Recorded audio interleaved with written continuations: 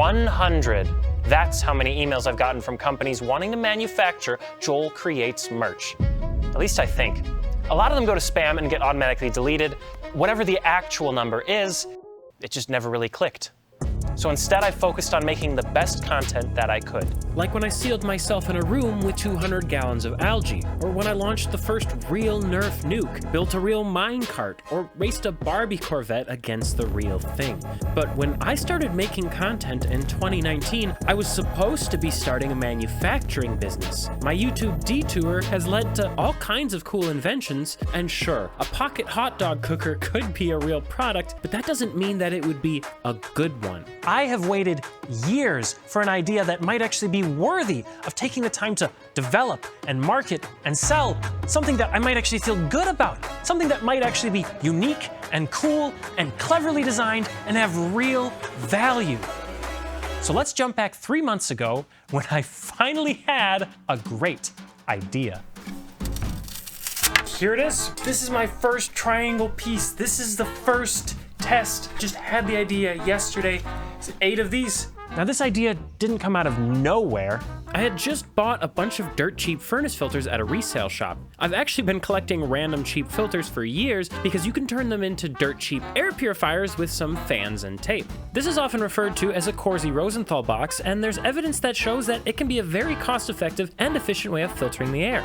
You see, most of the stuff I own is not new. I got these speakers at Goodwill, this desk when an office closed down, this shelf is a door. I found my computer case on the side of the road. At a young age, I learned that with a little ingenuity, I could find value even if I didn't have a lot of money. I spent years learning how to fix things that weren't always designed to be fixed. So, in a world where some companies even actively try to prevent you from fixing your own stuff, what does it look like to do the opposite?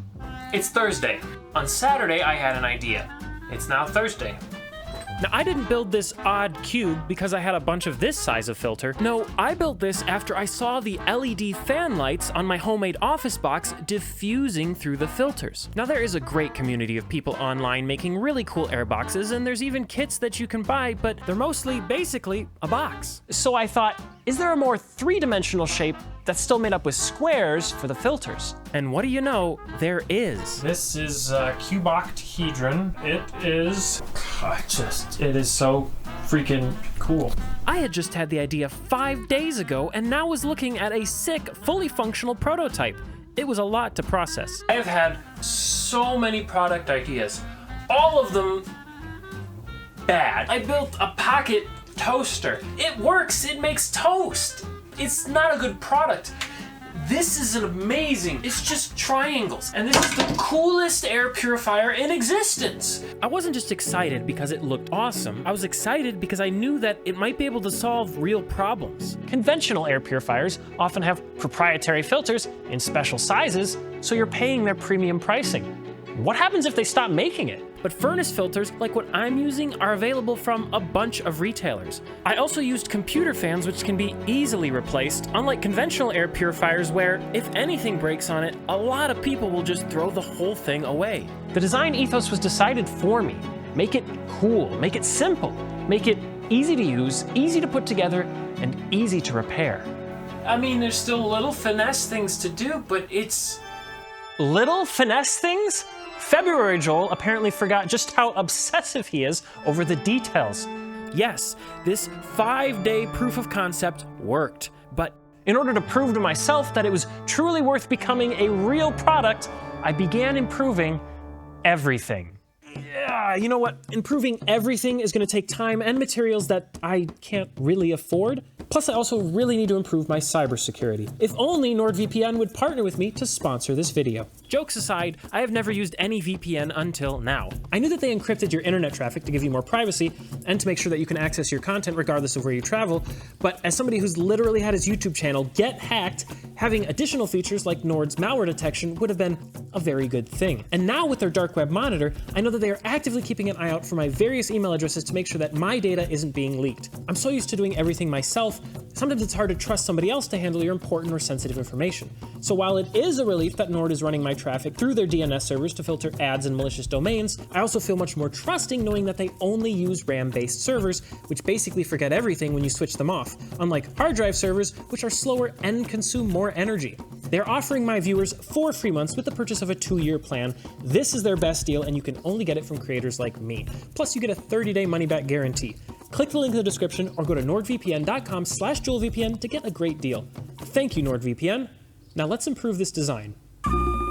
Real products have to sit inside of real homes, and this one would probably look really big inside of your office or your bedroom. That's why I decided to switch from 12-inch filters to 10-inch. They are often even sold in a 6-pack. Now, at the time that I was changing the filters, I was also starting to think about how you would change the filters. My first triangles had slots because you built the OddCube around the filters, but that meant that you couldn't take the filters out without taking the whole thing apart. Fixing this was not that easy. You see, these O-rings are what hold the corners of the OddCube together, and I love them for their flexibility. Instead of pins, which could just snap off, the corners have a dimple and a hole that hold everything in alignment when the corners are pushed together by the O-rings. But this only holds it together when the filters are there providing support. So to make it stand on its own, I added a second O-ring on the inside to balance the tension, allowing you to put the frame together by itself and then simply slip in the filters afterwards. And since all 10-inch furnace filters are exactly the same size, they're held in effortlessly by these tiny little ridges. They are all exactly the same size, right? They're not all the same size. Yes, they're all 10-inch furnace filters, but some of them are 9.5 inches and some of them are 9.75 inches. Some of them are even different thicknesses. So I guess I'll just have to make a proprietary filter to ensure that it fits perfectly every time. No, I haven't spent years solving stupid project problems just to back down at the first sign of a real challenge. Well, let's just use tape then. Some other kits use tape. Besides, it'll only be wasteful and take forever. No, I didn't want to compromise. So I tried shims to fill the gaps, but they didn't hold the filters very securely, and wedging them in there was pushing the corners far apart. I didn't want clips or hinges or anything that would complicate manufacturing and become a potential failure point. This was supposed to be simple. I spent a lot of time just looking at it, hoping to discover the obvious answer. Then it hit me. What if we just make the O-rings bigger? Now the filters would actually help the O-rings to pull the corners together even tighter, while simultaneously pushing the filters down against the inner flange, helping to create a better seal regardless of their actual size.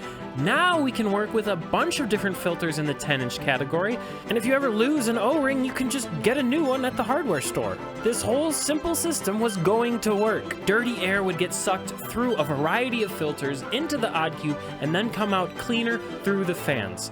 And at least those were just simple computer fans.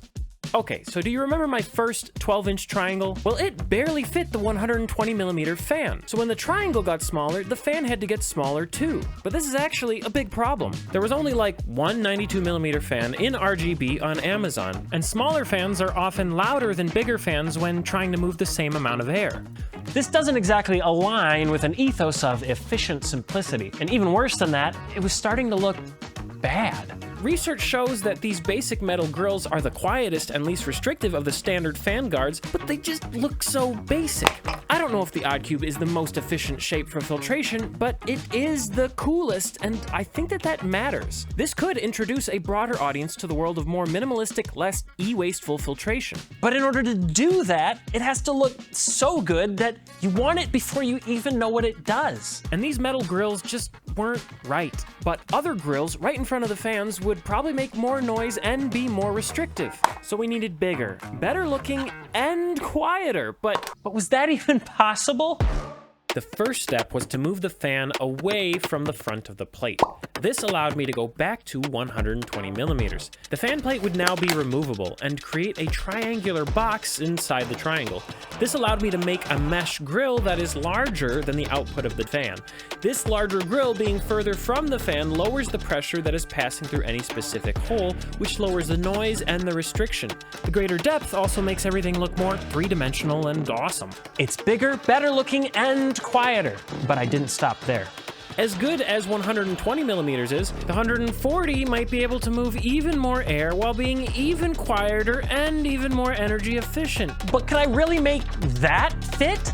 When we started, I could barely fit a 120 millimeter fan on the bigger triangle, and now I was gonna go with an even bigger fan on the smaller triangle? So I just got the new fans. Oh, this is such a big deal because this is just, I was really not satisfied with the performance. I was just not satisfied with the performance. Yeah, it was working, and yeah, it was, but it wasn't good enough.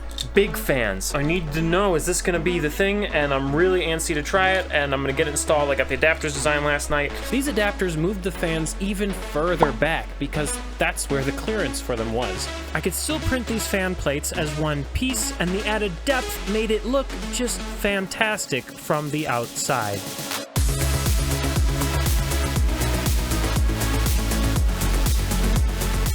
It's crazy. This prototype weighs around 6 pounds, but when it has the biggest filters in it, it can support like many times that. It's so simple too. If you ever have to replace a fan, it's just 5 screws. 1 for the fan plate, then 4 for the fan itself. And they are all the same basic fan screws. I even used that same type of screw to hold on the electronics enclosure for the control triangle. And let's say I develop an upgraded version with app control or particle sensor. My goal is that you'll be able to swap out just that triangle instead of buying a whole new unit.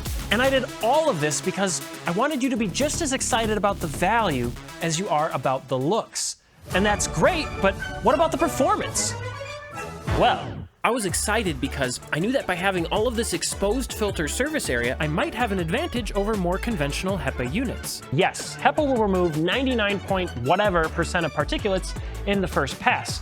But MERV 13 furnace filters will remove all the same stuff, just not in the first pass. And HEPA is more restrictive, meaning you have to work harder to move air through it. Think of it like scrubbing a dish. You can either push so hard with the sponge that absolutely everything comes off in the first pass, or like a normal person, you could just scrub back and forth a few times. Now, if you're not actively remediating something dangerous, then what probably matters most is just how long does it take you to do the dishes? How long does it take to meaningfully reduce the amount of particulates in the air? Now, my basement does not have a lot of free space right now, so I threw together some of my algae room panels in Quincy's warehouse for a quick sanity test. Whew, so basically this isn't the most comprehensive test. I need to know at this point is my theorizing correct? Is it actually going to perform better because it has so much more face surface area? It should either make a significant difference or I'll find out that this is all sort of been a waste. I used a little homemade fog machine to fill the room for 5 seconds, turned on Quincy's purifier, and then measured fine particulate matter to see how long it took to come back down. Now, his Winix on high consumed about 4 times the power as mine on high, but I still hoped the OddCube would clean the room faster. But it didn't.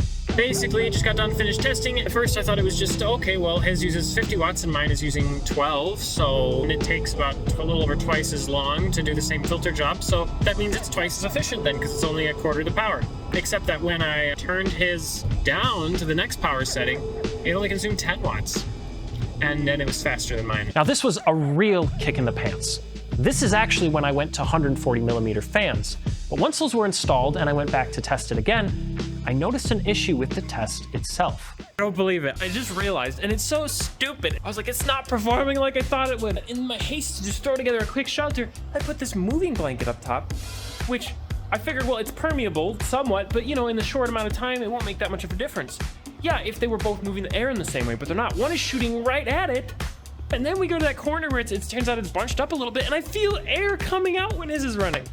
I did mention that the roof should be an actual seal. Well, of course Quincy was right, and in my haste for quick validation, I had just made a mess. I even tried putting plastic on top of the box, but I still couldn't get a good seal. It was different when these panels were in my basement for the algae testing, where they were wedged tightly between the ceiling and the floor and then taped up. But even if I could seal it up tight, it's not like most people have rooms this small anyways. Plus my fog machine was being inconsistent and the results weren't being graphed. It was time to put in way more effort.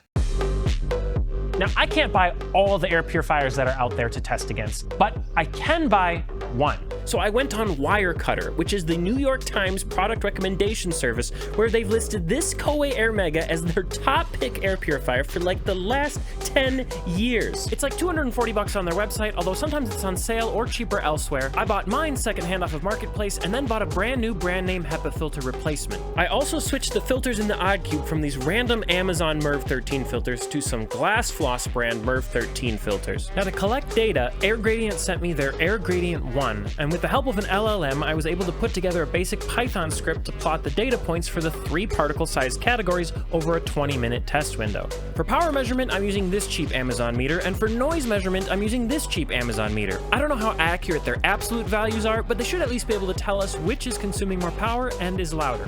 I then bought a mini fog machine with a built-in timer and the ability to tweak the power and fan settings. Then put each unit on my CNC table, sat in the room with a mask, usually editing, and then ran the same test over and over again. Disclaimer, obviously this is not representative of every use case, but I did put considerable effort into being consistent. So now I kindly ask you, please, look at some graphs with me. On low, the OddCube is up to a minute faster while consuming a little less power at only 3 watts instead of the Koei's about 3.4. Now the OddCube has 4 power settings and the Koei only has 3, so we're going to compare Koei's medium to the OddCube's medium low. Here the OddCube was a little slower, taking up to a minute longer, but only consuming around 2/3 the energy of the Koei. Now we're going to keep the Koei's medium up and we're going to switch to OddCube's medium high. Here the OddCube gets it done at least a minute faster than the Koei, but it is consuming about 1/6 more energy. Now high is where things get really crazy. The OddCube only consumes about 14 watts, but the Koei on high consumes over 60 watts, over 4 times as much. And yet, it only gets it done about 1.5 to 2 minutes faster. And I almost forgot the noise. With decibels measured from about 1 meter from the front of each device, the OddCube appeared to be producing less noise per watt. We need more tests, yes, but this says something to me. It says, Joel, you've been meticulous enough. Do the damn Kickstarter. These next few features are really cool, but before I show you those, let me tell you what you can do. First, click the link below and follow our Kickstarter. We're launching in July and we've already been chosen as a project we love. Then go to oddcube.com/VIP for updates and a chance to win your very own OddCube. Official rules are linked below. The second thing that you can do is share this video with anybody who you think might actually be interested in this as a product. And the third thing that you can do is to comment below and tell me exactly what you think about the OddCube. My original plan was for the OddCube to sit with the triangle side down, and you can do that, but I do think it looks better with the square side down. But we need to leave a gap in the bottom so that air can get to the bottom filter. So I designed some feet that are also held in place by the O-rings. In the future, it would be great if you had the option to hang the OddCube from the ceiling, but I haven't come up with a good way to do it yet. There are currently 4 fan speeds controlled by this remote, which also controls the colors. You can switch fans and lights on or off independently, and there are also multiple brightness settings. Full brightness red, green, or blue consumes about 3.5 watts more, and full brightness white consumes around 8 watts. It uses an off-the-shelf RGB fan controller, but that might change in the future. A separate buck converter takes the 12 volts from the power supply and turns it into 5 volts, as the controller needs 5 for the RGB, but 12 for the fans. And I've designed these guides to make connecting the fans and the RGB as simple as possible. Shipping this whole thing assembled would be very expensive, but connecting the corners with O-rings is very straightforward and usually only takes me like 5 minutes without any tools. Then you just connect the fans and RGB, do the world's easiest cable management, pop in the filters, and add the outer O-rings. I can't guarantee that this will fit all 10-inch furnace filters, but if it says that its actual size is 9.75 inches or less, there's a good chance that it'll fit. White PETG like I've used is stronger and more UV resistant than PLA, and it's even supposed to be food safe when finished properly, and in theory PETG is also free from things like BPA and forever chemicals, but I plan to do more research before finalizing materials. And speaking of chemicals, there are carbon-coated furnace filters that are designed to absorb some chemicals and odors, but I don't currently have any data about their efficacy. I know I'm missing a lot of details, but comment your questions below, and this is just the first of many updates. It's weird lying here not knowing what's going to happen. I knew once I had this idea that I had to do this. I've been afraid to make a real product, and I have to overcome that fear and put myself out there in a way that feels very vulnerable. But I've got a feeling that maybe this will be really special to you too. I'm also planning to be at Open Sauce and planning to have a table there as well, promoting the OddCube and the Kickstarter. So I hope to see you there. Thank you for watching. I'll see you soon.